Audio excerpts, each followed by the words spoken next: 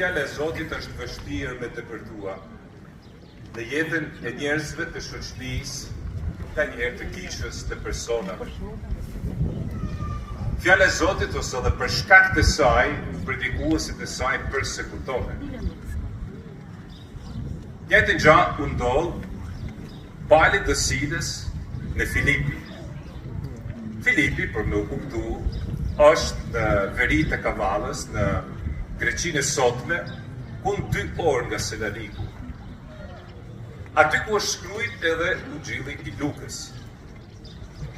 Aty ekziston edhe sot e kësaj dite vendi i burgimit të Palit.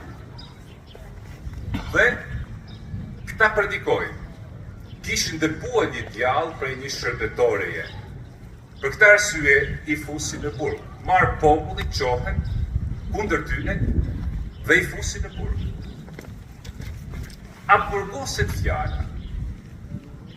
Po, thot dikush, mundet me ndryll dikush fjallën, por fjala e Zotit është të vështirë për me burgos. Njerëzit që shpallin fjallën mund të dhe t'i burgosin. Duhen mundësisht me armëll gojen. Duhet mundësisht që mos me thanë të vërtetën, mos me thanë vlerat në të cilët bazohet një shoqëni. Për këtë arsye Palin edhe Silen i fusin në burg, i sigurojnë, i fusin mundësisht në thellësitë e këtij burgut, ashtu sikur se thot veprat e apostujve në leximin e parë, edhe i prangosin. Ja u lidhin këmbët.